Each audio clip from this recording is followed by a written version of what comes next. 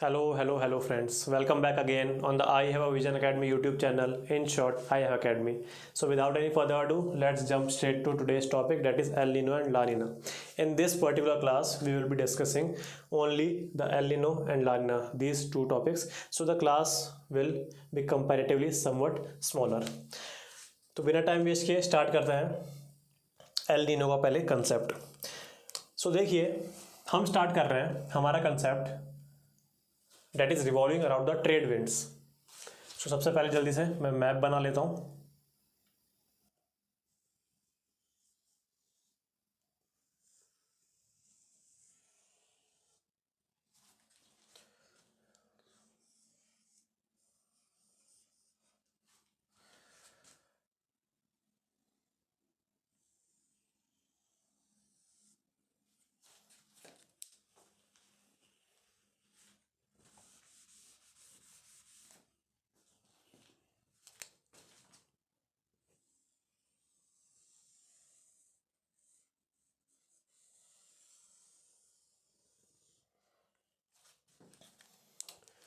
आप समझ गए होंगे कहाँ का मैप है। This is our Australia and this is our South America continent. So in between we have Pacific Ocean. So the first statement is this only: the phenomenon of El Nino and La Nina is relating to Pacific Ocean. Now consider these two continents. First is Australia and second is the South American continent. During the not during the trade winds, somewhere they become weak. क्यों होती है हमको कोई जानने की ज़रूरत नहीं है, IAS के सिलेबस में इंक्लूडेड नहीं है। But somewhat they become weak. कौन? Trade winds. They are easterlies. तो कैसे बहती हैं वो? ऐसे बहती हैं, यहाँ ऊपर कहीं इक्वेटर होगा तो ऐसे बहती हैं। तो क्या होता है, मैंने आपको बताया था पिछले में ओशन करंट्स में भी, that ocean currents, one of the factors that influence the ocean currents is the winds, and the winds particularly blowing in this particular region is that of easterlies or trade winds. There is a point in the year when these trade winds will become weaker. और हम ये कौन से point की बात कर रहे हैं ईयर में? During the southern summers. तो सदर्न समर्स कब होती हैं? If you revise your previous classes, yes, around Christmas. तो तभी हमने वो फेमस एग्जांपल किया था। तो in the southern summers the trade winds will become somewhat weaker. So as trade winds are one of the influencing factors of the ocean currents, it means the ocean currents will also become weaker. So with the trade winds, there are some currents that are flowing in this direction. Why? Because easterly is east से west की ओर, तो these are currents that are flowing under the influence of the easterlies. So during the normal conditions, this is, we are talking about normal conditions. So the water from here is getting displaced and here the water is accumulated. So here is the less presence of water, here is the more presence of water. So water or any fluid will go from high concentration or pressure to low concentration or pressure. तो तभी हमने पढ़ा था there is a cold ocean current here. कौन सा? yes, Peru और Humboldt current. ध्यान से सुनते जाना, एक बार मैं समझाऊंगा। As the water has been displaced by under the influence of the trade winds from the South American continent towards the Australian continent, so there is a upwelling. Why? Because यहाँ थोड़ा सा concentration कम हो गया। The cold ocean current is a subsurface current, so ये ऊपर आएगा, यहाँ आके ये ऊपर आ जाएगा on the surface. So this process is known as upwelling. जो भी नीचे का वाटर है वो जब भी ओशन के सरफेस पे आ जाए इसको बोलेंगे हम upwelling, and the complete opposite to that is downwelling, जो हमें हमारे इतना इंपॉर्टेंट नहीं है. So due to this upwelling process it is weighing or containing a somewhat larger importance. वो क्या importance है? देखिए ocean bottom, not ocean bottom, but this is the region of continental shelf and slope. So whenever there is upwelling, it means the nutrients that are sitting or that are sedimenting on the floor of the ocean, it will come up. अगर वो ऊपर आएंगे इसका मतलब food ऊपर आ चुका है, अगर फूड ऊपर आ गया तो बर्ड्स भी वहाँ होंगी होंगी. So a particular bird, I think the name is guano. So a flock of these guamos will feed on to these upwelling nutrients. और जब वो वहाँ के खाएंगी तो खा के उनका पेट तो भर जाएगा, और जब पेट भरता है तो वापस कैसे खाएंगी? यस, और कहीं से निकाल के. So guano droppings are very famous in this particular region. ये हमारे एग्जाम पॉइंट ऑफ व्यू से नहीं है, बट ये रियलिटी है, तो सुन लो, आपको अच्छा लगेगा. और अच्छा क्या लगेगा, आपको ये सब याद भी हो जाएगा. सो guano droppings are famous hair. सो हम ये क्या कर रहे हैं, हम टट्टी की बात कर रहे हैं? नहीं, इसके भी कोई इंपॉर्टेंस है. क्या इंपॉर्टेंस है? We are not talking shit, but we are talking about the importance of shit and the shit of guano. So a very big fertiliser industry has been supported by this guano droppings. तो आपको समझ में आया? सो Humboldt या Peruvian जो current है इसका ये काम है. नॉर्मल कंडीशंस में क्या होता है, मैंने बताया, यहाँ से पानी यहाँ आता है और एयर भी यहाँ से यहाँ आती है. Now as the Pacific Ocean is the largest ocean, this particular amount of water that is traveling through whole length of the Pacific Ocean will eventually get warm. अगर ये वार्म हो जाएगा तो क्या होगा? यहाँ से ऊपर आया है, यहाँ से वार्म होता जा रहा है, यहाँ आके ये पूरा वार्म हो चुका है. तो अगर ये यहाँ वार्म हो चुका है तो क्या होगा? इधर बारिश, ऑफ कोर्स. और यहाँ वार्म हो चुका है, so it will go up, then it will complete a loop here. This is Peruvian or Humboldt current, that is the cold current. It means it will give or impart the stability conditions. It mean high pressure. So here we have high pressure. और आप देख सकते हैं prove हो चुका है कि high pressure ये डाइवर्ज हो रही है विंड्स. अंडरस्टूड? हाई प्रेशर से डाइवर्ज हो रही है विंड, यहाँ आ रही है, यहाँ लो प्रेशर है हमारे पास, यहाँ से ऊपर जा रही है एंड वापस पूरा कंप्लीट कर रही है. And this cell is known as Walker cell. So किधर बारिश होगी? यस, ऑस्ट्रेलिया में आराम से बारिश होगी. These are the normal conditions. So क्या हुआ है यहाँ? Here is the accumulation of warm water. So this is the normal condition. Now what happens in El Nino? अगर ला नीना पढ़ना है तो यही पढ़ लेते हैं क्योंकि मिटाने की जरूरत नहीं पड़ेगी. ला Neena is the exaggeration of the normal conditions. This is the normal condition. Now we have to exaggerate this. How we can exaggerate this? Now the trade winds are much more stronger than their usual speed. तो इसका मतलब much more water has been displaced by this strong trade wind. जितना भी water यहाँ displace हो जाएगा उतना ही strong this Peruvian or Humboldt current, वो उतना ही ज़्यादा हो जाएगा. और जितना ज़्यादा होगा तो क्या होगा? उतनी ही ज़्यादा बारिश आएगी ऑस्ट्रेलिया, इंडिया, इन सब रीजन्स में. Understood? So the excessive amount of cooling of central as well as eastern Pacific, the excessive amount of cooling comparison में बात कर रहे हैं, नॉर्मल के कंपैरिजन में, the extra amount of cooling of central as well as eastern Pacific is known as La Nina. Understood? अब El Nino पढ़ लेते हैं, होता क्या है.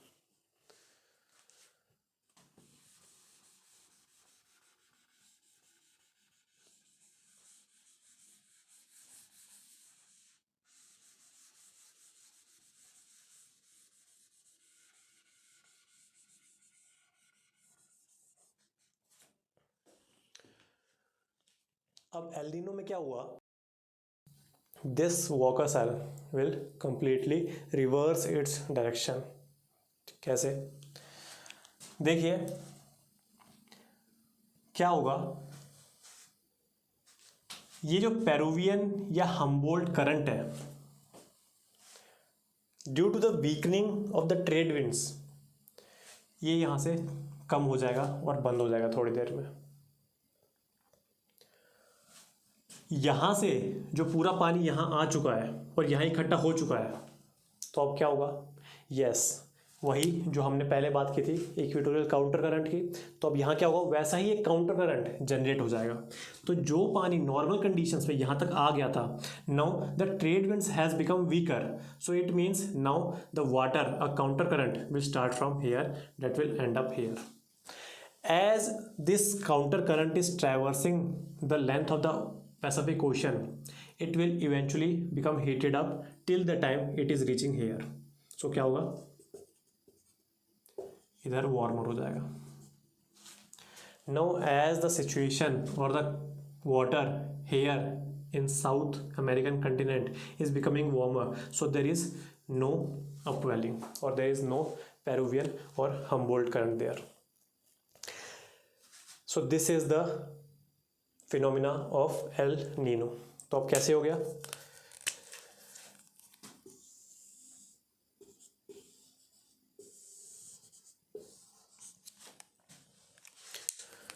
स्टेबिलिटी कंडीशंस का है, इधर है ना, तो यहाँ से HP, यहाँ हो गया LP.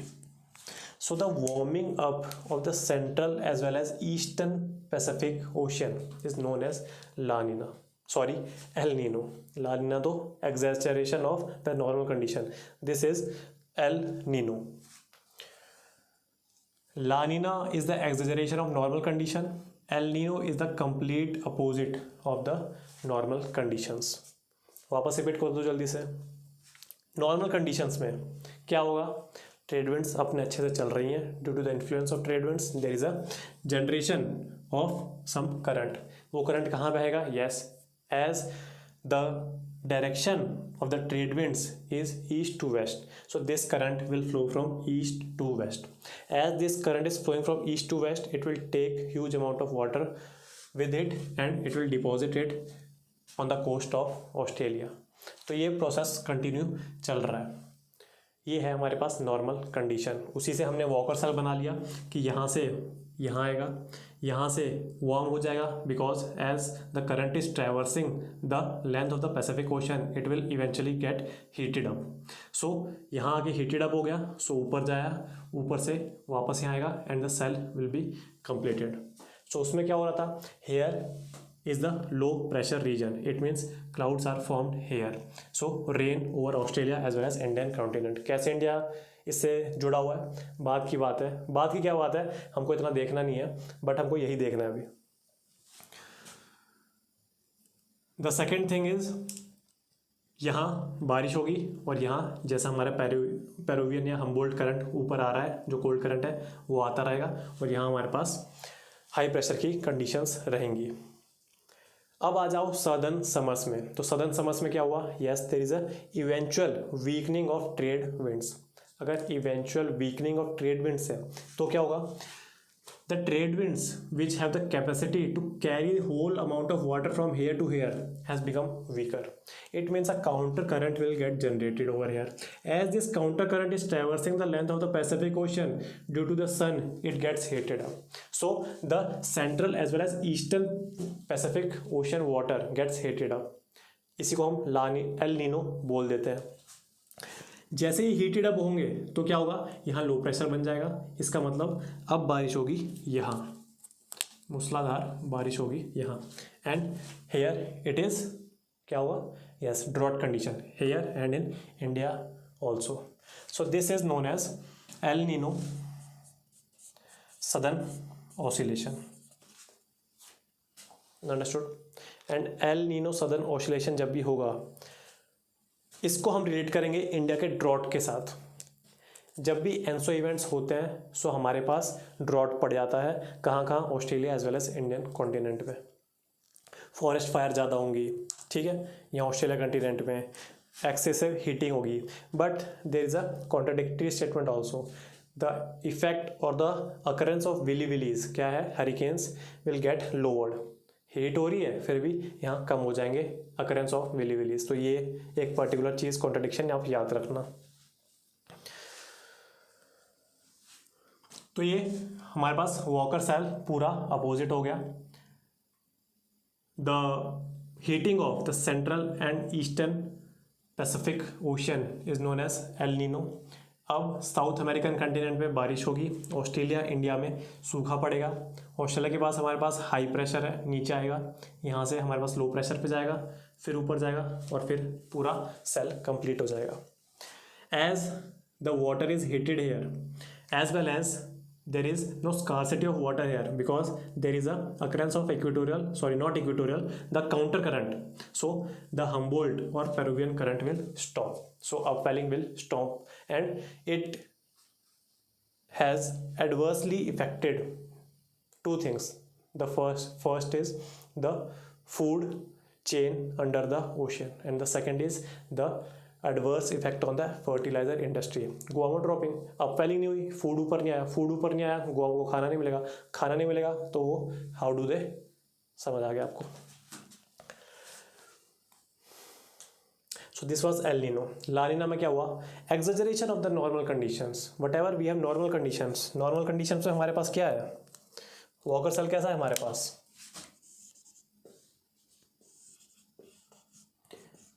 ये हमारे पास नॉर्मल कंडीशन, यहाँ हमारे पास है पेरुवियन और हम्बोल्ट करंट.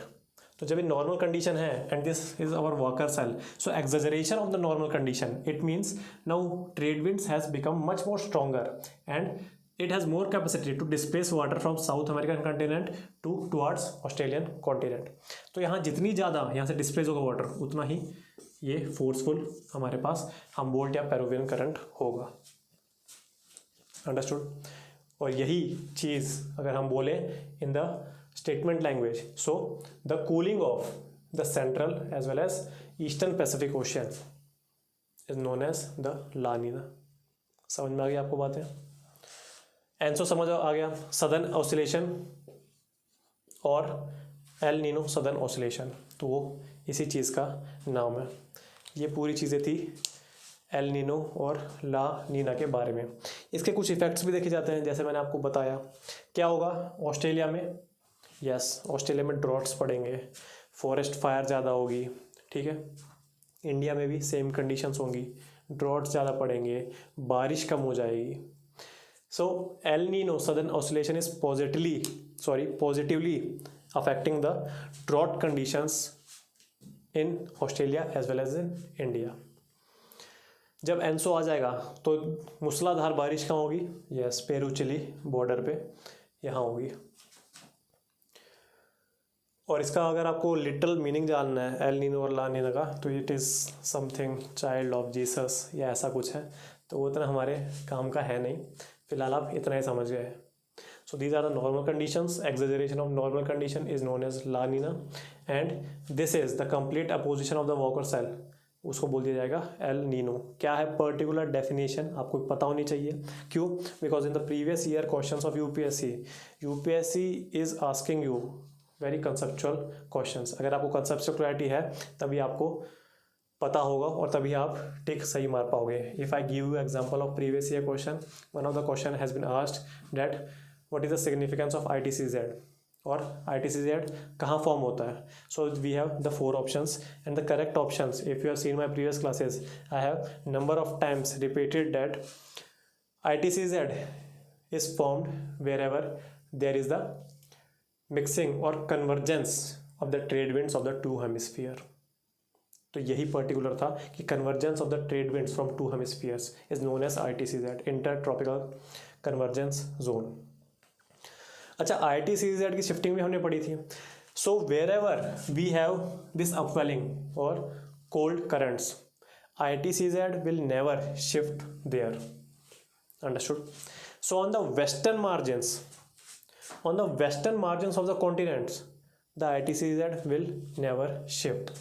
कहाँ इधर नहीं होगा, देन हमारे पास अगुलास पेरुवियन या हम्बोल्ट है, इसके पास नहीं होगा।